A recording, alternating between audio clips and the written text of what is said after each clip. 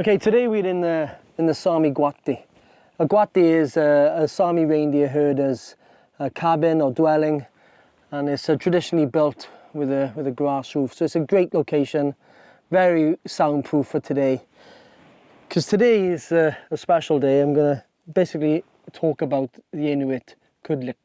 Coming back from Greenland, I was rather inspired by the Inuit traditions there. And there was a 70-year-old lady there called Qulleq who I spent a lot of time with.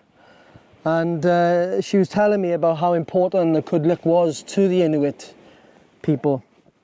So basically it's an oil lamp or heater. Now, traditionally, the fuel that was used was seal blubber or whale blubber or seal fat and this type of thing as a fuel to keep this going. But obviously we haven't got whale and seal here in northern Sweden, so we're going to have to look for different resources. So today I'm going to show you how to light it in a traditional way, however with different resources that I've got to hand here in Sweden. So let's open it. So I've made this cover. It's pretty much to protect the stone. It's rather heavy.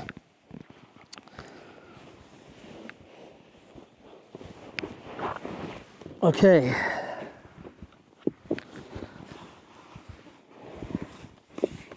So this is basically a Qulleq. It's made from soapstone.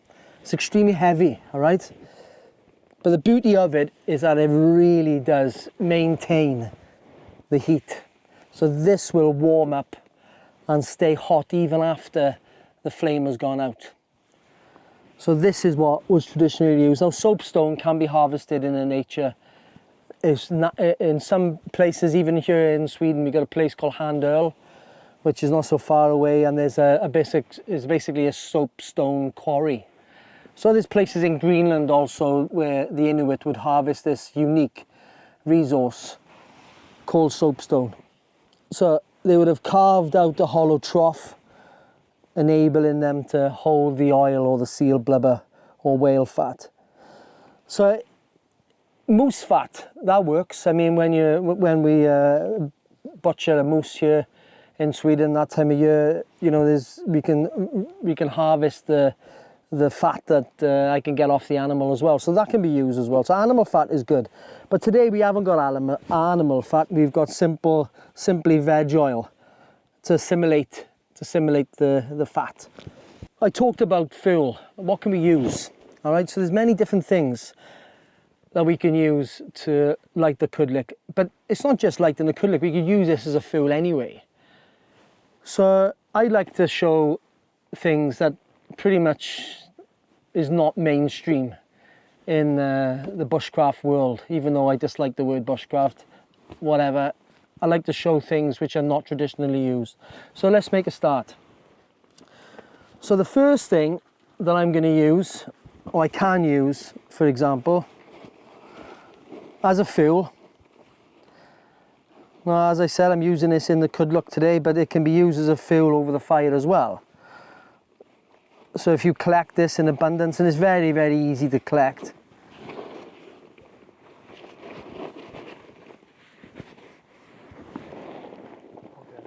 Okay, do you know what this is? They are not Maltesers, okay? This is moose shit, okay, or moose scat, excuse my French. Okay, so excellent for making fires, all right? Something you wouldn't even think of. So I'm going to show you how to do it a little bit later, but let's just go through the tinders right now to show you. Just a few, there's many, but we're going to just mention a few. What's next out of my bag of tricks? Okay, what's next? Oh yeah.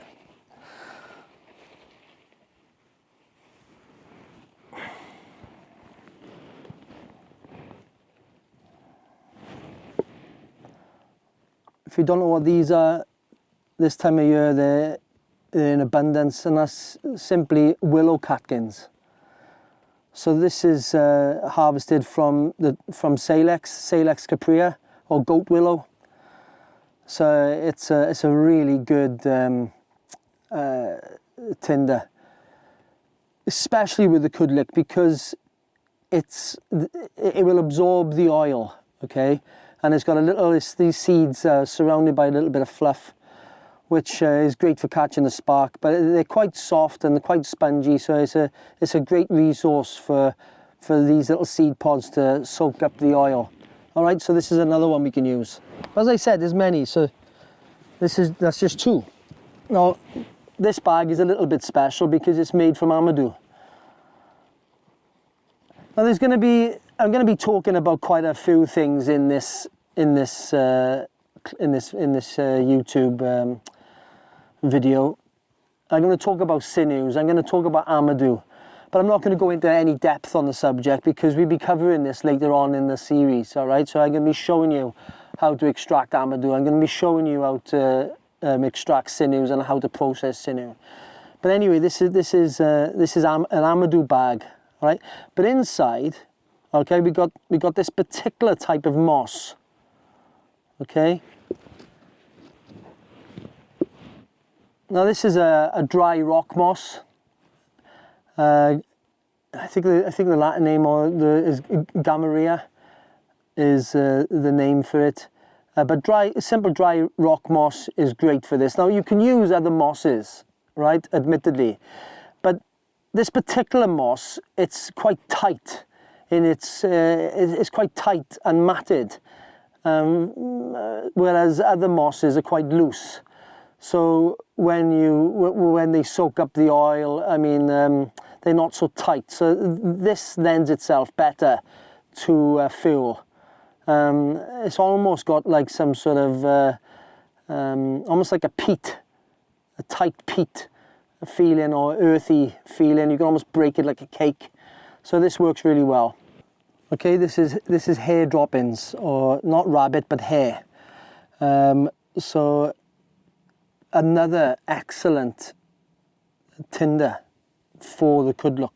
But again, these things are excellent fire starters, all right? Something that is often overlooked or not even used or even thought of as being used. So rabbit droppings, moose, ptarmigan, some partridge, these type of forest birds, capercaillie, they work. But reindeer, for example, or caribou shit, that doesn't work. So some work, some don't, all right? But I'm just mentioning to you a few that do, all right? So here it is a moose bone, the rib of a moose. But what I like to do is I like to make an applicator. So basically I need something to absorb the oil and for me to be able to move the oil around the wick, whether it be moose or hare droppings or, you know, rock moss. So what I'm going to do is I'm going to tie a little piece of amadou to the end of this rib. And then what we're going to do, we're going to tie it on with a piece of sinew.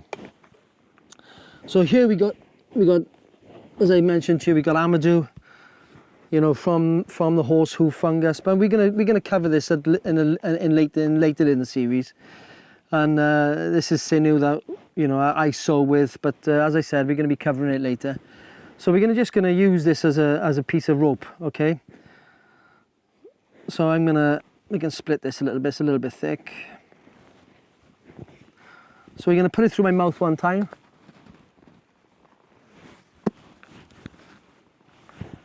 Okay, and then we can roll it on the cheek, which is another Inuit tradition.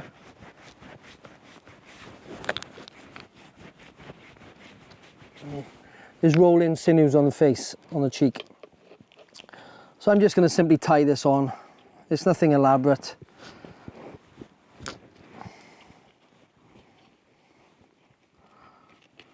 Simple knot. I mean, nothing amazing. Just so we can use this as an applicator. Okay, so I just made my applicator. So it's a simple moose rib bone with a piece of amadou tied on with some sinew. Okay, so now what I'm going to do is I'm going to prepare the fuel for the Qulleq. So make sure the Qulleq is nice and level. And basically now all I'm going to do is I'm going to break this down. Okay, so there we go, right? Great. So why don't we add a little bit of let's make a concoction. So we're gonna use some hare shit. So how the Inuit would use this is they would harvest the same things I'm harvesting for sure. I mean, when whale or seal fat or blubber, wasn't available, they would have this stuff on the ready. I can promise you that for a fact. Because muskox, hare, the shit, or deer shit, they would harvest this stuff, for this very reason. Okay, so now we're gonna add the oil. Yeah, but they would have used, traditionally, as I said, it would have been done with whale fat, seal blubber.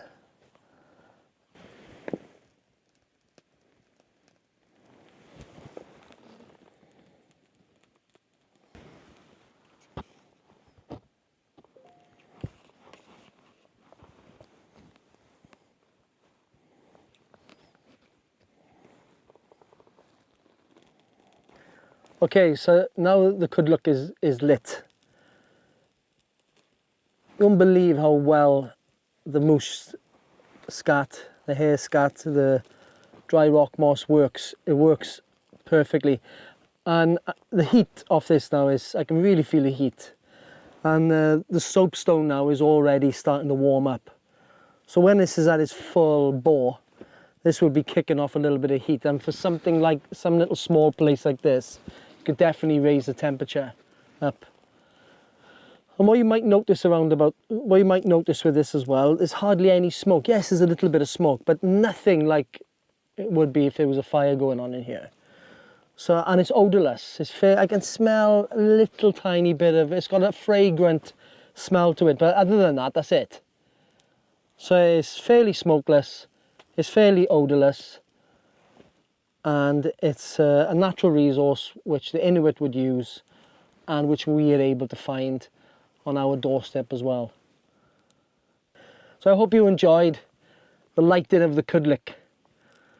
So we'll see you next time for the next episode. See you soon.